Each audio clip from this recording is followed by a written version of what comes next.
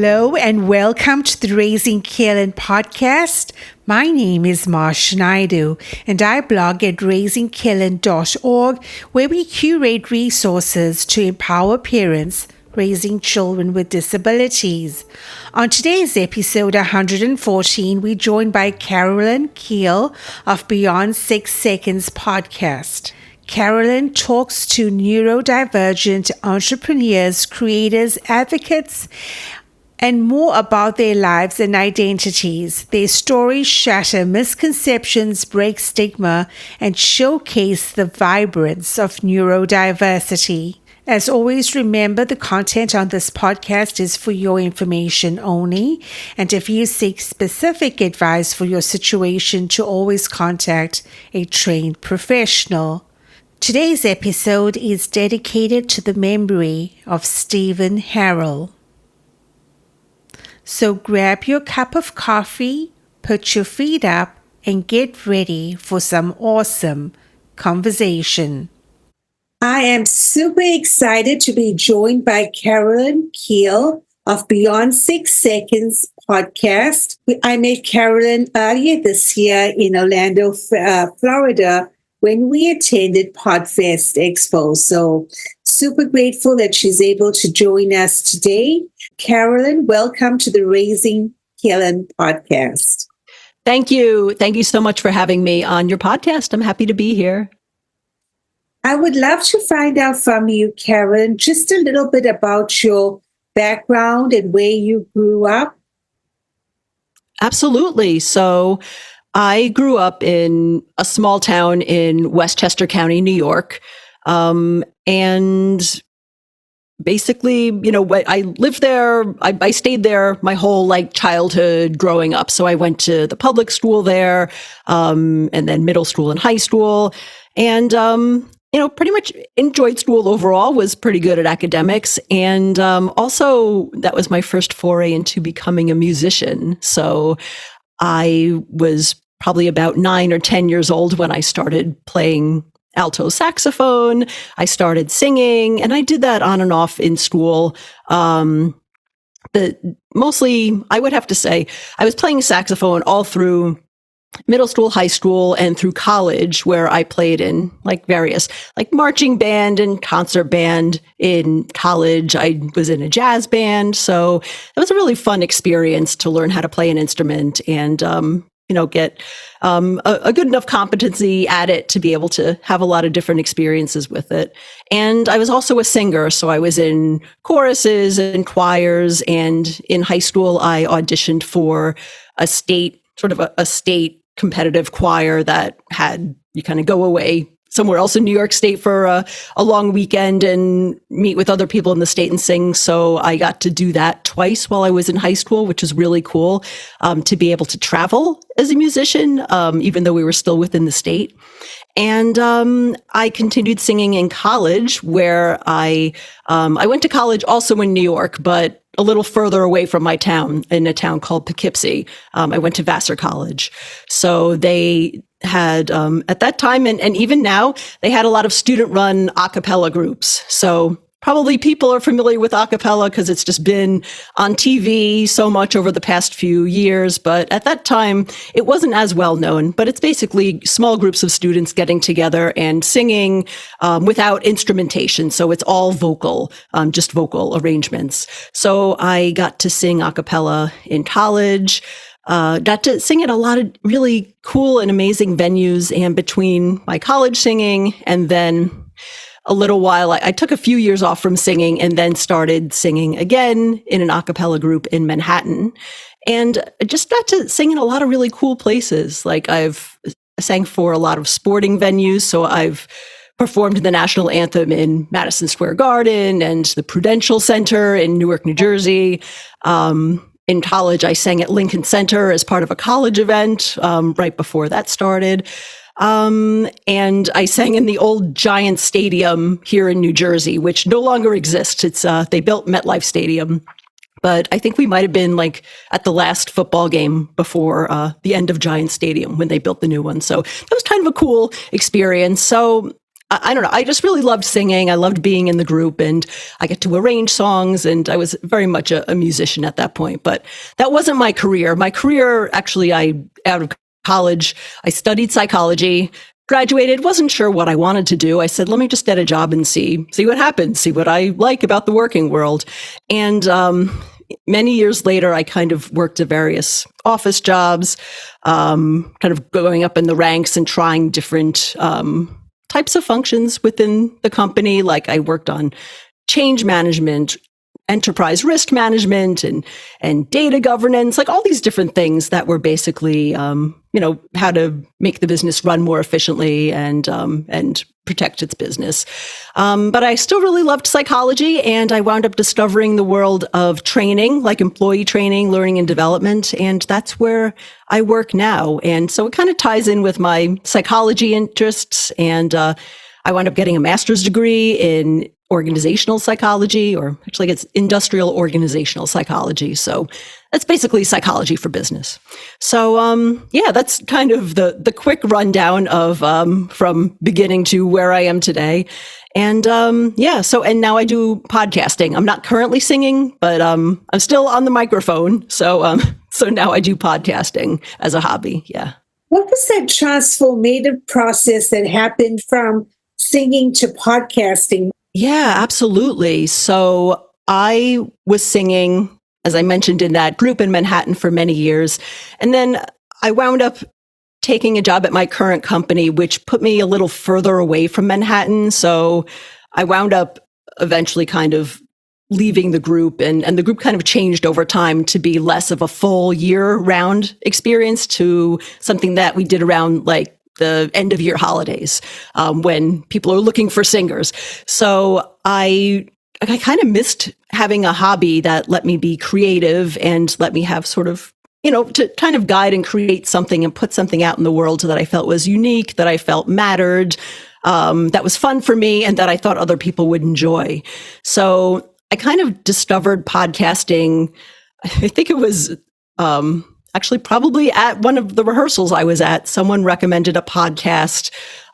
It was an episode of Malcolm Gladwell's Revisionist History podcast. It was about Leonard Cohen and the song Hallelujah, because we had sung that song in the group. And they said, oh, it's really interesting. It talks about the whole evolution of the song. And so I listened to the podcast, and then I liked that episode. I started listening to other episodes of his podcast, and that was sort of my intro to what a podcast was. And I think, that was many years ago. That was way before I started my own. And then, I started my new job. Couldn't really make it into Manhattan for rehearsals and performances as much anymore. Missed doing something creative, and said, I could try doing this podcasting thing. I already know how to do audio recording. I know how to use a microphone. So I've got that part I feel kind of comfortable with. So now I just have to teach myself like all the other parts of it. Like what is where do I host the episodes, and how exactly do I record, and how do I find guests, and even what do I want to talk about? And I just wanted to practice having like one-on-one conversations with strangers. I tend to be pretty shy, even though I like performing on stage. But in terms of talking to strangers, I find that much harder than performing on stage for me. So I'm like, let me try this podcast, and, I'll talk to people about things that excite them, because that's how the podcast started out in early 2018. It was just very general interview. It was still called Beyond 6 Seconds, but at that sense, I was giving people like going beyond those 6-second first impressions to kind of tell their stories. So I was talking to people who started their own businesses, or like had a really interesting hobby or passion, or volunteered in a really like cool and interesting way. So just interesting people that I didn't get to hear from normally, because they weren't out like talking on social media as much or sharing their stories. And the podcast just grew from there. So I've been doing it since like January 2018. And then for podcasting, I wound up changing the focus of the podcast in early 2022 to focus on interviewing people who are neurodivergent. So people who are like certain like motivation for that, or it did, yes. So as part of my interviewing for the podcast in 2021, the year before, I wound up through social media meeting some autistic people who were influencers and talking about their stories. And just through talking with them and sort of following the autistic community on, it was Instagram and Twitter at that time, really started to realize how much of that experience was familiar to me and how comfortable I was and how relatable I found autistic people, which, I guess there's this reputation that, we're so different, but I'm like, oh, everybody, it's so relatable. I totally understand like all these experiences you're having. And then I started to think, well, maybe there's something to it. Like, could I potentially be autistic? And this was like months after not really thinking about this at all. So what often happens with this is you just start like reading a lot and like, what does it really like look like in adults? What does it look like in women? And also, what does it feel like? Because with a lot of things like this, people focus on what it looks like, because if you're going for a diagnosis, somebody has to like assess you, or that's sort of the medical model of what people make those judgments on. But no one talked about like, what does it really feel like? And, what are you thinking? If you're an autistic person, what might you be thinking? What's your experience of it? And I just realized how much of it was so familiar to me. So in late 2021, I did wind up pursuing and getting a diagnosis of autism for myself.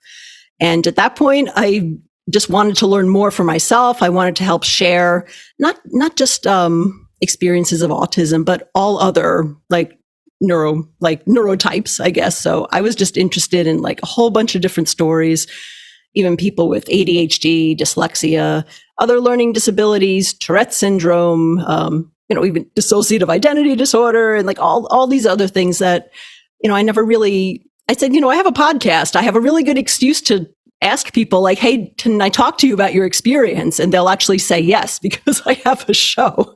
So that's been really cool. I just am interested in all kinds of experiences from people all around the world, all different backgrounds, because it really depends. Your experience can vary so much based on all the different parts of your identity, of your own experiences, your background. So that's how I wound up here. Would you say, by and large, are there any common threads or any themes that, you've been podcasting from 2018. Is there anything that sticks to your mind, or what is that fire that feeds you? What is that motivation that keeps you going at it? Yeah, and that is a great point. It's been a long time. And I've always said to myself that if at any point the podcast isn't fun for me anymore, I'll stop. And I really haven't hit that point. Like right before I pivoted, I took a little break because I was kind of exhausted. And I was also trying to figure out the whole, do I want to shift? Do I want to change things with the show? But once I came out with the new focus on neurodiversity, I was like fired up again about it. So for me, I just feel it's really important to share people's stories. Because I just remember just growing up, I always heard disability talked about, anytime I heard about someone with a disability in the media or a story shared about them, almost all of the time it was somebody else talking about them. So they were never the center of the story. It was never like their own internal experiences. And because I think that's just what the media in general focuses on. So, and there's kind of this assumption that sometimes a person with a disability can't tell their own story. Like there's certainly some disabilities I'm definitely finding that people just kind of assume well, yeah, of course somebody else is talking about them. Like how could they possibly share? But then I found that, especially with social media, there's so many people out there who are sharing their experiences who I've never had a chance to hear from before. And now I have a chance to actually talk to and have conversations with people that I never thought that I would meet. And they come and share their stories. So that's exciting to me. And anytime I get to learn about a new experience that I haven't discussed on the show before, I get really excited too. Any standout moments? I know in my podcast, there's just sometimes one or two stories that kind of cling to your mind. Any of those moments or any ha-ha moments whilst doing the podcast? beyond 6 seconds? I think one that's going to stay with me is one that I did. I think it was the first year I changed topics. So it would have been 2022. It was the first time I did a podcast episode with an autistic person who's non-speaking. And that was really exciting for me. And part of it is really memorable because I was new. Like, I had never spoken to someone who's non-speaking. So this particular guest that I reached out to was actually incredibly gracious with his time. He said, listen, I know you haven't talked with anyone in our community before. Do you want to have a pre-meeting? I can give you, he recommended like resources for me to read so I could be more educated about it. We met beforehand over Zoom, and I got to ask him any kind of questions that I wanted and just kind of get used to the flow of conversation. Because when you're talking to someone who uses a communication aid, the flow of the conversation is different. And it depends on person to person. So this particular guest, his name is Noah Seaback, and he communicates with a letterboard. So his parents were there as they're also his communication and regulation partners. So they would kind of prop the board up, and he would spell some of the answers he prepared beforehand because I gave him questions. But I also asked him spontaneous questions, and he spelled out the answers there, and then they read what he was spelling because they could see it from their angle, and I could see him spelling too. So the flow of conversation is different when you're talking to someone using a communication aid. It's not like the quick back and forth. You're not interrupting each other. But in some ways, it's actually kind of nice because you have that space to really think and listen to someone, and you know, just the grace to wait for them to get their thoughts out. Because I know, just in my experience, you know, I still live in the New York City metro area, so I'm in New Jersey now, but we speak very quickly. You don't have a lot of time to get your thoughts out, and everything's like, go, go, go. And, you know, sometimes it's like, we just slow down for a second, like, so I can get a thought out. So that was kind of nice to be kind of rethink the way that you have a conversation. And I've since spoken to other non-speaking autistic guests who have been on my show, and that's been a point that they've had, is like, listen, communication and conversations with others are different. So please come talk to us. Please come communicate with us, but understand that we need the space in order to have time to respond. So that was a big learning for me, and it's something I think about a lot. So yeah, Noah, I think, was definitely one of my favorite guests, and one I think I'll always remember and be grateful for what he taught me even before we got on the microphone recording together. The next question I would like to head into is, what next? Where do you see your podcast going? Oh, wow. For me, I just want to keep growing it and capturing and sharing, amplifying more experiences.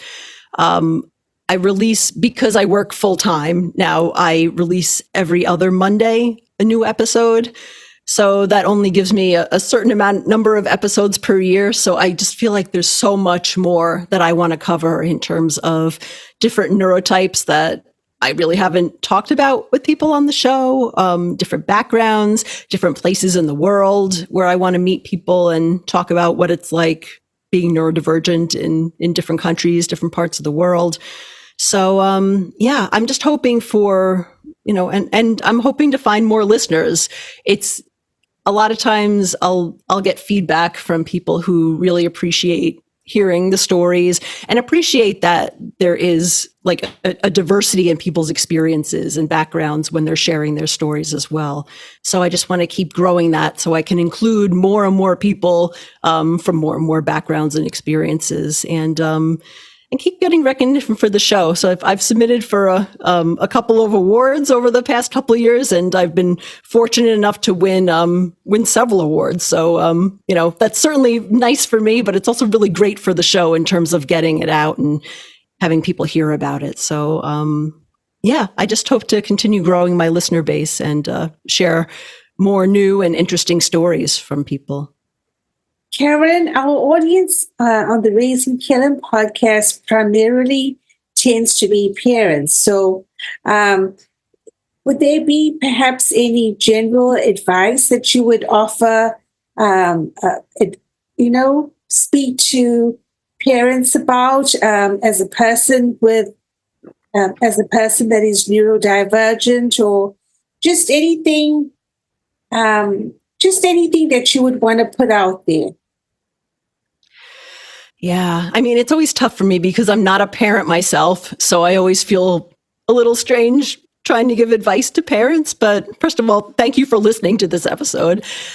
I guess I would have to say that, when I talk to people, especially younger people on the show, their parents always play a really strong role in their development, and a lot of times, sometimes their parents attend with them, depending on who's on the show, and other times it's just obvious from talking to the person just how important their parents were for advocating for them in school, or just sort of intuitively knowing that, they're hitting their milestones differently. Let me adjust the way that I'm supporting them or teaching them things at home in ways that have really helped their kids as well. So I would say just, I would say just continue to realize that you are and will continue to be a really positive and powerful influence in your child's life.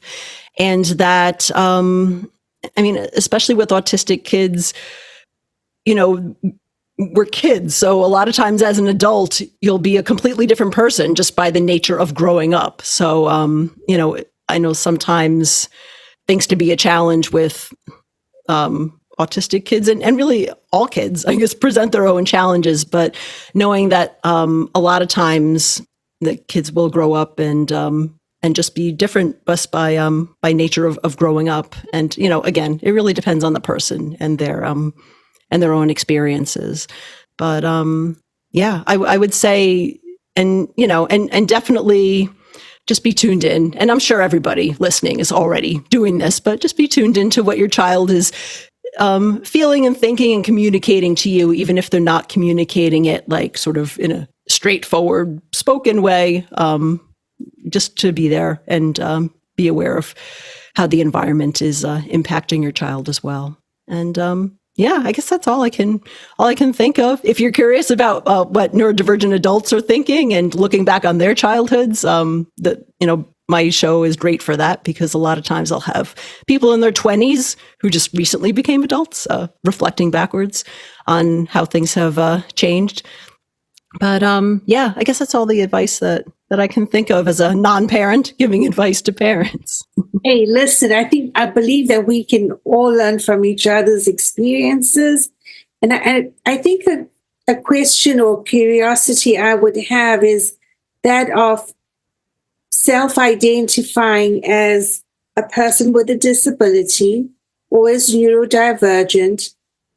When did that, and I know it might be a little different for you, Carolyn, having discovered that neurodiversity later in life, but as far as self-identifying and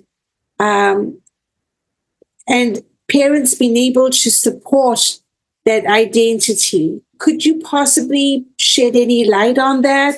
Again, it's been a long time since I've been in the school system, as myself, but I would say, I guess one thing that's important, and this is my opinion, some people disagree with me, but I would say don't hide. If your child gets a diagnosis of whether it's autism, ADHD, dyslexia, and anything like that, don't hide that from them. I'm not saying you have to go and read them their diagnosis when they're 5 years old. There are obviously age appropriate ways to introduce these concepts, and that whatever will work for your child, you know them, you know their interests. But I don't know, just some of the conversations I've had with guests about parents who probably just didn't know how to tell their kid and just didn't really think about it. And then they found out, and it wasn't they didn't find out probably in the best way that the parent or the child wanted them to find out. So I would just say that is just find a way to share that with your child. It may still be difficult for them, of course, but it's better than thinking that your kid growing up and thinking there's something wrong with them. when in fact it is a disability, which is not something wrong with them. Because I know some people get nervous about labels, like, oh, I don't want my kid to feel like they've been labeled with this disability. And it's kind of like, well, sometimes with autism, with ADHD, people will give you other labels and they won't be kind. So you're better off having like the actual quote unquote label, because then then you know how to help with that. It might be an IEP. It might be other supports. You will have a community as well. There's, community of parents and children who have the same neurotype or the same disability that you can find support from. So, I guess that's the other piece that I have for that. And then just being supportive of your child and listening to them. That's one thing I found through podcasting is what a gift it is to be listened to, because I feel like a lot of times people just don't feel listened to. So the fact that someone can sit down for a half hour, 45 minutes, an hour and tell their story and have someone ask them questions like they're actually listening and interested in what they have to say is kind of revolutionary, which is a little sad. We should all be doing more of that. But so it just reminded me of the importance of listening. So definitely listen to your child and try to understand where they're coming from. Again, just, good general parenting things, I guess, that everyone would want to do for their kids. But I guess that's all I have.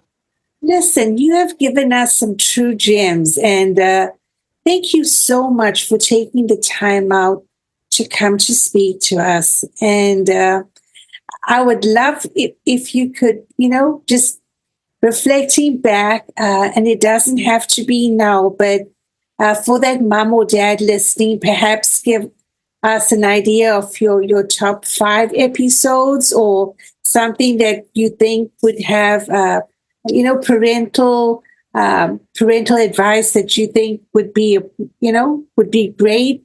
You have a great night, and speak to you later. Thank you. Have a great night. And thanks again. You're welcome. Bye-bye now. Bye. Today's episode is dedicated to the memory of Steven Harrell. Thank you for listening along on the podcast today. If you would like us to come to your library or do a reading for the students in your class, with regards to Raising Kiel, a Story of Disability, our recent children's book, please let me know, and you can contact me at raisingkielen@gmail.com. We would love to visit with you this summer and bring along a few copies of our books, as well as the illustrations done by the citizens at On the Avenue in Nashville, Tennessee. Look forward to talking to Martha Summer Chadwick, who is a music therapist out of Chattanooga, Tennessee, on our next episode. Until then, always remember, get to the top of your mountain. This is Marsh Naidu, signing off.